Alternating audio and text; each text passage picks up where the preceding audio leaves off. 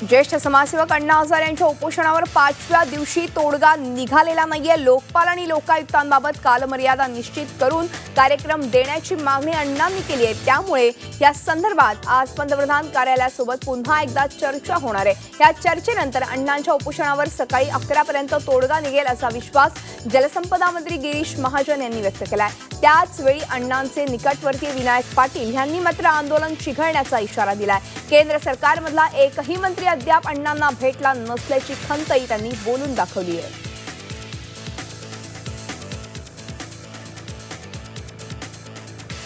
आज अण्णांसोबत पुन्हा या ठिकाणी चर्चा झालेली आहे। 11 मागण्या अण्णांनी या ठिकाणी केल्या होत्या, त्याला जवळपास 7-8 मागण्या तर त्या क्लिअर झालेल्या आहेत, त्याच्यावर अण्णांचंही समाधान झालंय। परंतु एक लोकपाल आणि लोकायुक्त या संदर्भामध्ये अण्णांचं म्हणणं आहे की त्याला टाइम बाउंड कार्यक्रम द्या, की वेळेच्या आता मी त्या ठिकाणी पूर्ण करू। पीएमओ ऑफिसमधून सांगितलेलं आहे की याला काही तांत्रिक अडचणी आहेत आणि त्यामुळे त्या सर्व मीटिंग करून त्यातल्या त्या त्रुटी भरून काढून आम्ही लवकरात लवकर त्या पूर्ण करू। परंतु अण्णांचं म्हणणं आहे की टाइम बाउंडच कार्यक्रम झाला पाहिजे आणि त्या संदर्भामध्ये पुन्हा आम्ही पीएमओ ऑफिसशी त्या ठिकाणी संपर्क साधलेला आहे। मला वाटतं उद्या सकाळी 10-11 वाजेपर्यंत पुन्हा त्यातून काहीतरी मार्ग निघेल। आता शेतकरी पेटलेले आहेत, आता शेतकरी कोणाच्या ऐकण्याच्या मनस्थितीत नाहीत। आंदोलन उद्या तीव्र व्हायची शक्यता आहे। हे आंदोलन आमच्या सगळ्याच्याच हातातून जाईल उद्या। सरकारनं जर निर्णय नीट नाही घेतला, योग्य निर्णय नाही घेतला सरकारने, तर हे आंदोलन काय होईल? आंदोलन अण्णा म्हणतात गांधीजी तत्वावर करू, पण शेवटी शेतकरी आता एवढे दिवस पंजाब, हरियाणा, राजस्थान, तामिळनाडू, कर्नाटक इकडनं आलेले शेतकरी आहेत। 5 दिवस झाले शेतकरी आहेत, हाल अपेक्षा तिथं राहत आहेत की मला काहीतरी मिळेल। अण्णा उपोषणाला बसलेत, अण्णाच्या माध्यमातून काहीतरी आपला फायदा होईल।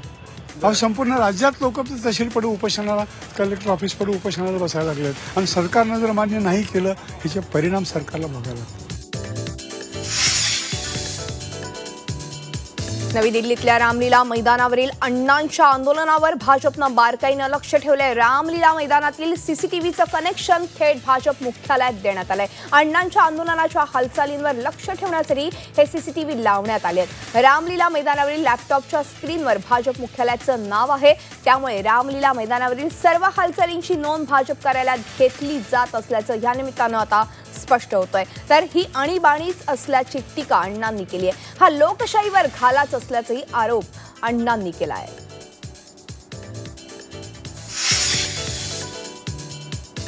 कोरेगाव भीमा दंगली प्रकरणी संभाजी भिडेंना मुख्यमंत्री देवेंद्र फडणवीस यांनी क्लीन चिट दिली आहे। संभाजी भिडे दंगलीत सहभागी झाल्याचा कुठलाही पुरावा नसल्याची माहिती मुख्यमंत्र्यांनी विधानसभेत दिली आहे। घटना घडण्याच्या 6 महिन्यांपूर्वीपासून संभाजी भिडेंचा कोरेगाव भीमा परिसरात संचार नसल्याचंही त्यांनी नमूद केलं। प्रकाश आंबेडकरांनी परिस्थितीचं समजावून सांगितली आहे आणि आंबेडकर यांनी कालच्या बैठकीत फेसबुक पोस्टचे पुरावे देखील दिलेत आणि आंबेडकरांनी दिलेल्या पुराव्यावरून 8 दिवसात चौकशी करण्याचं आश्वासन मुख्यमंत्र्यांनी दिल्याचं सांगितलंय। तर सभागृहात फिक्सिंग झाल्याचा आरोप प्रकाश आंबेडकरांनी केला आहे।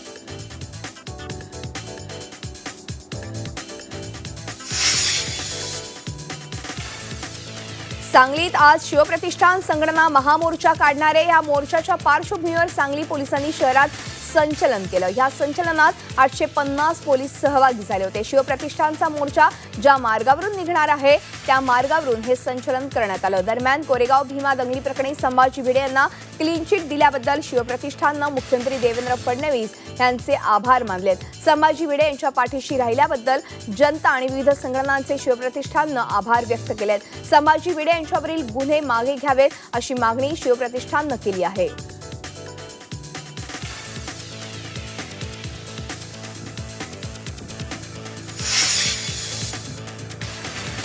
राज्याच्या मुख्यमंत्र्यांनी भीमा कोरेगाव प्रकरणात संभाजी भिडे गुरुजींना किती वाचवण्याचा प्रयत्न केला तरीही न्यायालयाच्या जजमेंटनुसार न्यायालय सुद्धा अशा घटनांची चौकशी करण्याची समांतर व्यवस्था असल्याचं सांगून एकबोटे हे ॲफिडेव्हिटमध्ये भिडे हे पहिले आरोपी आहेत, त्यांना अटक का करत नाही असं विचारल्यानं भिडे हे प्रमुख आरोपी असल्याचं भारिप बहुजन महासंघाचे नेते प्रकाश आंबेडकर यांनी सोलापुरात पत्रकारांशी बोलताना व्यक्त केलं आहे।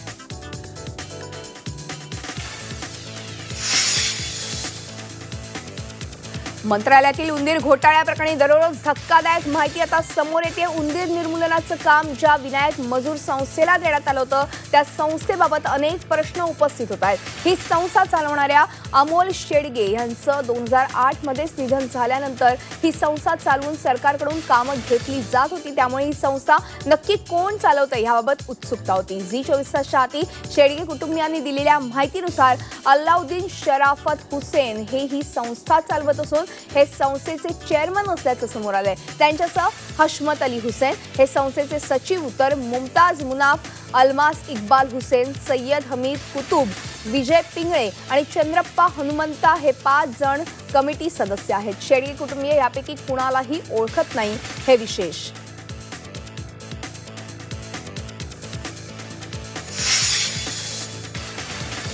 एपीएमसी परीक्षेत डमी बसवल्याप्रकरणी मरीन ड्राईव्ह पोलीस ठाण्यात गुन्हा दाखल करण्यात आला. उत्पादन शुल्क परीक्षेत डमी रॅकेट प्रकरणी हा गुन्हा दाखल झालाय. 2017 साली झालेल्या राज्य उत्पादन शुल्क परीक्षेत डमी बसवून नोकरी मिळवून देण्यात आली होती. परीक्षेत उत्तीर्ण झालेला आनंद कोल्हेवाड, डमी बसलेला आणि विक्रीकर अधिकारी असलेला संदीप विजयकांत भुसारी आणि नारसप्पा बिराजदार ह्या तिघांविरोधात गुन्हा दाखल झाला आहे.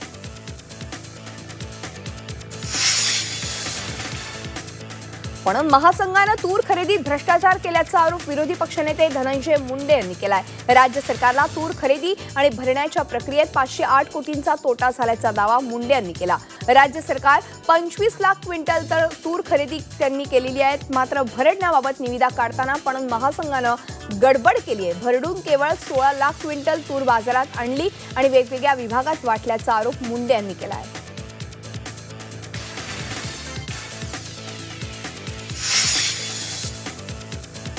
तर लातूर जिल्ह्यात तूर खरेदी अत्यंत धीम्या गतीनं सुरू आहे. जिल्ह्यातल्या 36,000 शेतकऱ्यांनी ऑनलाईन नोंदणी केली होती. मात्र 1.5 महिन्यात फक्त 9,000 शेतकऱ्यांचीच तूर खरेदी झाली आहे. आता उर्वरित 27,000 शेतकऱ्यांच्या लाखो क्विंटल तुरीची खरेदी रखडण्याची शक्यता आहे. तुरीची पोती ठेवण्यासाठी वेअर हाऊस शिल्लक नसल्यानं खरेदी बंद होण्याची भीती व्यक्त होतीये.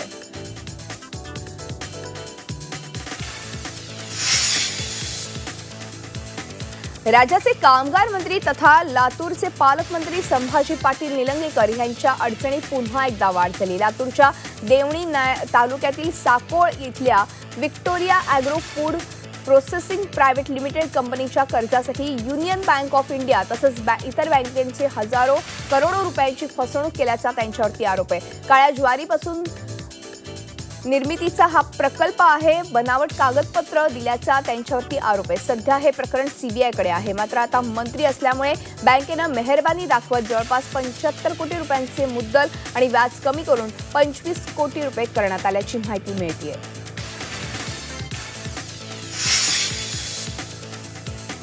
राज्यातील मंत्रीच गुंडांना पोसत असल्याचा धक्कादायक आरोप विरोधी पक्षनेते राधाकृष्ण विखे पाटील यांनी विधान भवनात केल्यानंतर यवतमाळचे राजकारण आता ढवळून निघत आहे.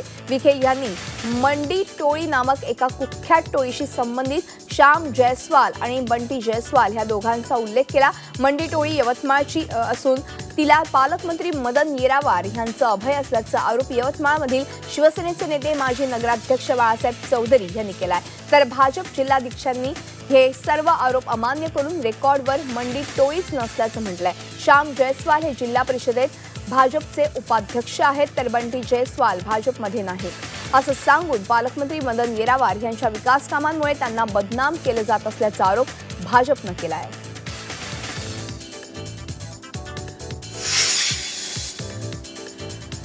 राज्यातील हुक्का पार्लरवर बंदी आणण्यासाठी राज्य सरकारनं कायदा करण्याचा निर्णय घेतलाय. त्याबाबतचं विधेयक विधानसभेत मांडण्यात आलं. मुंबईतील कमला मिलमधील पबमध्ये 3 महिन्यांपूर्वी लागलेली आग आणि त्यात गेलेल्या 14 जणांच्या बळींमुळे हुक्का पार्लरचा विषय ऐरणीवर आला होता. सध्या हुक्का पार्लरवर कायदेशीर कारवाई करण्यासाठी कोणताही कायदा अस्तित्वात नसल्यानं त्यांच्यावर कारवाई करता येत नाही. या कायद्याचं उल्लंघन करणाऱ्यांना 3 वर्षांपर्यंत कारावास आणि 1 लाखांचा दंडाची तरतूद करण्यात आली आहे. केंद्र सरकारनं 2003 मध्ये लागू केलेल्या सिगरेट आणि तंबाखू उत्पादन अधिनियमात हुक्का पार्लरचा स्पष्ट उल्लेख नसल्यानं हुक्का पार्लरवर बंदी घालता येणार नाही असा निर्णय सर्वोच्च न्यायालयानं दिला होता. त्यामुळे राज्यात हुक्का पार्लरचं पेव फुटलं होतं. मात्र आता सरकार याबाबत कायदा करत असल्यानं हुक्का पार्लरवर बंदी येणार आहे.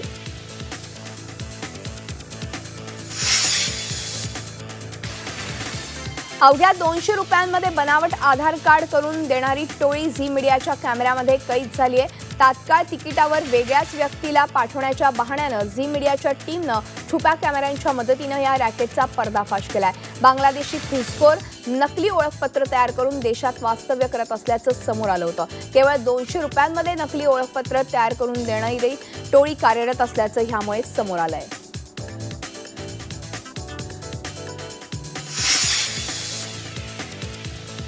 अमेरिकेत केम्ब्रिज अॅनालिटिक्सचं फेसबुक डेटा चोरी प्रकरण आता गाजत असतानाच महाराष्ट्रातला डेटाही खासगी संस्थेकडे लीक होत असल्याचा आरोप करण्यात आलाय. राज्य सरकारनं 2016 साली महाराष्ट्र महामित्र नावाचं मोबाईल ॲप तयार केलं होतं. या ॲप्लिकेशनवरती सगळी माहिती अनुलोम ह्या खासगी ट्रस्टकडे जाते, सरकारच्या माहिती विभागाकडे येत नाही अशी टीका करण्यात येते. अतुल आणि चंद्रशेखर वझे हे या संस्थेचे प्रमुख असून संस्थेचा सर्व्हर जर्मनीत आहे. या डेटाचा वापर राजकीय कारणासाठी होतो का असा सवाल माजी मुख्यमंत्री पृथ्वीराज चव्हाण यांनी केला आहे.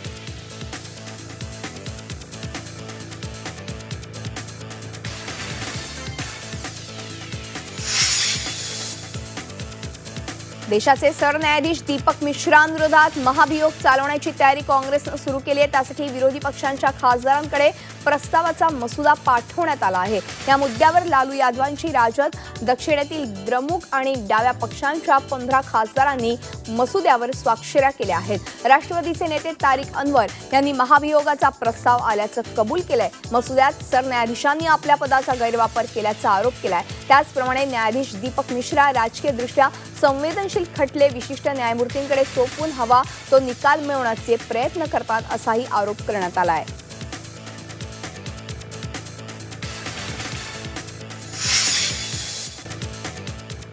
केम्ब्रिज अॅनालिटिकाच्या डेटा लीक प्रकरणात भारतातले अनेक राजकीय पक्ष अडकण्याची शक्यता आहे. या कंपनीला भारतातल्या अनेक राजकीय पक्षांनी काम दिल्याचा गौप्यस्फोट कंपनीच्या कर्मचाऱ्यानं केलाय. विशेष म्हणजे या कंपनीला भारतातून काँग्रेस पक्षानं मोठ्या प्रमाणात काम दिल्याचा गौप्यस्फोट या कर्मचाऱ्यानं केला आहे. अमेरिकेत फेसबुकवरचा डेटा चोरीला गेल्याच्या वृत्तापाठोपाठ भारतातही अशा प्रकारे माहितीची चोरी झाल्याची बाब आता उघडकीस येते. कंपनीचा माजी कर्मचारी ख्रिस्तोफर विलीने केलेल्या गौप्यस्फोटानुसार कंपनीचे भारतात अनेक ग्राहक होते, तसंच कंपनीचं भारतात ऑफिसही होतं. विलीने भारतातल्या महत्त्वाच्या ग्राहकांमध्ये काँग्रेसचं पक्षांचं नाव प्रामुख्यानं घेतलेलं आहे. त्यामुळे विलीच्या या दाव्यानंतर आता भारतात राजकीय चिखलफेकीला जोर येणार हे नक्की.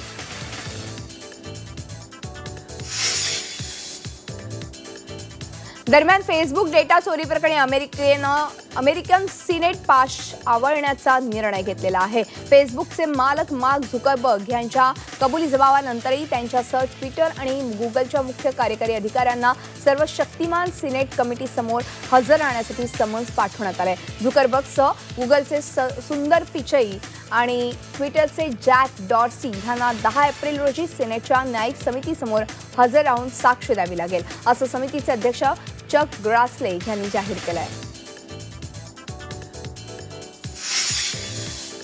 कर्नाटक विधानसभेसाठी येत्या 12 मे रोजी मतदान होणार आहे. येत्या 15 मे रोजी मतमोजणी होणार आहे आणि दिल्लीत निवडणूक आयोगानं याविषयीची घोषणा केली. येत्या 28 मे रोजी कर्नाटक विधानसभेची मुदत संपणार आहे. त्यामुळे कर्नाटकात आचारसंहिता लागू झाली आहे.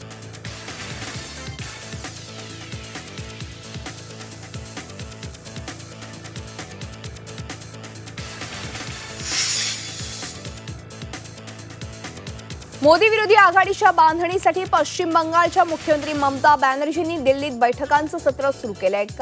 काल सकाळी नाश्त्याच्या वेळी ममता बॅनर्जी शिवसेनेचे खासदार संजय राऊत यांची त्यांनी भेट घेतली. त्यावेळी स्वाभिमानी शेतकरी संघटनेचे खासदार राजू शेट्टी देखील उपस्थित होते. प्रादेशिक पक्षांची आघाडी बनवण्याचा प्रयत्न आहे आणि ही संकल्पना उद्धव ठाकरेंनी मांडली होती, त्यावरच चर्चा झाल्याचं राऊत यांनी म्हटलंय. त्यानंतर ममता बॅनर्जी राष्ट्रवादीचे अध्यक्ष आणि माजी कृषी मंत्री शरद पवार यांनाही भेटल्या.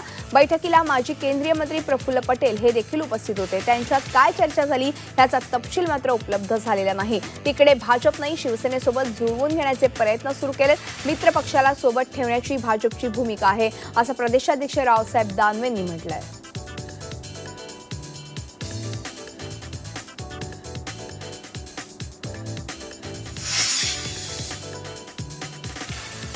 डेटा चोरीवरून काँग्रेस आणि भाजपमध्ये वाद पेटलेला असताना भाजपचे आयटी सेलचे प्रमुख अमित मालवीय एका नव्या वादात अडकलेत. अमित मालवीय यांनी ट्विटरवर कर्नाटक निवडणुकीच्या तारखा जाहीर करून टाकल्या. 12 मे रोजी मतदान आणि 18 मे रोजी मतमोजणी होणार असल्याची घोषणा मालवीय यांनी केली आहे. त्यामुळे निवडणूक आयोगाच्या घोषणेआधीच कर्नाटक निवडणुकीचा कार्यक्रम भाजपला कळला होता की काय, असा सवाल निवडणूक आयुक्तांना विचारण्यात आला. त्यावर तारखा फुटल्या असतील तर कठोर कारवाई करण्यात येईल, असं निवडणूक आयुक्त OP रावत यांनी स्पष्ट केलं. या प्रकरणाची चौकशी करण्यासाठी निवडणूक आयोगानं समिती नेमली आहे.